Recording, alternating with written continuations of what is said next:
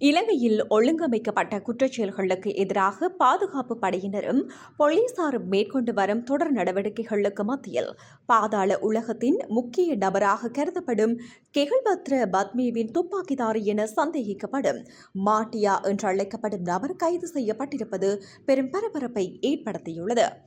Police விசேட அதிரடிப்படையினருக்கும் புலனாய்வு பிரிவினருக்கும் கிடைத்த ரகசிய தகவலின் அடிப்படையில் மேற்கொள்ளப்பட்ட விசேட சுற்றிவளைப்பு நடவடிக்கையின் போதே இந்த கைது இடம்பெற்றுள்ளதாக தெரிவிக்கப்பட்டுள்ளது.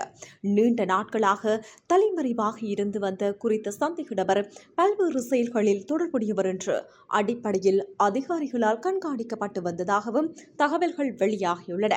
விசாரணை அதிகாரிகளின் ஆரம்பகட்ட தகவலின்படி மாட்டியா என அழைக்கப்படும் இந்த நபர் கெகல்பத்ர பத்மேவின் நெருங்கிய கூட்டாளிகளில் ஒருவராகவும் ஆயுத தாக்குதல்களை மேற்கொள்ளும் குழுவில் முக்கிய பங்கு வகித்து வந்தவராகவும் சந்தேகிக்கப்படுகின்றார். குறிப்பாக திட்டமிட்டு மேற்கொள்ளப்பட்ட துப்பாக்கிச்சூட்டு சம்பவங்கள், ஒப்பந்த கொலை முயற்சிகள் மற்றும் அச்சுறுத்தல் நடவடிக்கைகளில் இவர் ஈடுபட்டிருக்கலாம் என்ற கோணத்தில் விசாரணைகள் தீவிரப்படுத்தப்பட்டுள்ளன. கைது செய்யப்பட்ட சந்தேக நபரிடமிருந்து பல முக்கிய தகவல்களை பெற அதிகாரிகள் தொடர்ந்து விசாரணை நடாத்தி வருகின்றனர். அவர் பயன்படுத்தியதாக கருதப்படும் ஆயுதங்கள், அவருடன் தொடர்பில் இருந்ததாக நம்பப்படும் மற்ற குற்றவாளிகள், வெளிநாடுகளில் இருந்து இயக்கப்படும் பாதாள உலக வலையமைப்புகளுடனான தொடர்புகள் உள்ளிட்ட பல்வேறு விடயங்கள் தற்போது ஆராயப்பட்டு வருகின்றன. கெகல்பத்ர பத்மே கடந்த சில ஆண்டுகளாக இலங்கையின் பாதாள உலகில் மிகவும் செல்வாக்குமிக்க நபர்களில் ஒருவராக பாதுகாப்பு தரப்பினரால் அடையாளம் காணப்பட்டுள்ளார். வெளிநாட்டிலிருந்து தனது வலையமைப்பை இயக்கி வந்ததாகவும் கூறப்படும் அவர் மீது பல கொலை, போதைப்பொருள் கடத்தல், மிரட்டல், கப்பம் பெறுதல் மற்றும் ஆயுத குற்றச்சாட்டுகள் தொடர்பாக விசாரணைகள் முன்னெடுக்கப்பட்டு வருகின்றன. அவருடன் தொடர்புடையதாக சந்தேகிக்கப்படும் பலர் ஏற்கனவே கைது செய்யப்பட்டுள்ள நிலையில் மாட்டியாவின் கைது விசாரணைகளுக்கு புதிய திருப்பத்தை ஏற்படுத்தும் என எதிர்பார்க்கப்படுகிறது. போலீஸ் தகவலின்படி கைது செய்யப்பட்ட நபரிடமிருந்து கிடைக்கும் தகவல்களின் அடிப்படையில் மேலும் பல சந்தேக நபர்களை அடையாளம் காணும் பணிகள் ஆரம்பிக்கப்பட்டுள்ளன. குறிப்பாக அண்மை காலங்களில் இடம்பெற்ற துப்பாக்கிச்சூட்டு சம்பவங்களில் பயன்படுத்தப்பட்ட ஆயுதங்கள் எவ்வாறு பெறப்பட்டன, அவை எந்த வழிகளில் பரிமாறப்பட்டன, யார் யார் இந்த குற்றவியல் வலையமைப்பில் ஈடுபடுத்தப்பட்டிருந்தனர் என்பது குறித்து விரிவான விசாரணைகள் விரிவுபடுத்தப்பட உள்ளன. இதனிடையே இலங்கையில் அதிகரித்து வரும் ஒழுங்கமைக்கப்பட்ட குற்றச்செயல்களை கட்டுப்படுத்துவதற்காக போலீசார் மற்றும் விசேட அதிரடிப்படையினர் இணைந்து நாடு முழுவதும் பல்வேறு சுற்றிவளைப்பு நடவடிக்கைகளை முன்னெடுத்து வருகின்றனர். சட்டவிரோத ஆயுதங்களை மீட்பது, போதைப்பொருள் வலையமைப்புகளை ஒழிப்பது மற்றும் பாதாள உலக உறுப்பினர்களை கைது செய்வது ஆகிய நடவடிக்கைகள் தொடர்ச்சியாக முன்னெடுக்கப்பட்டு வருகின்றன.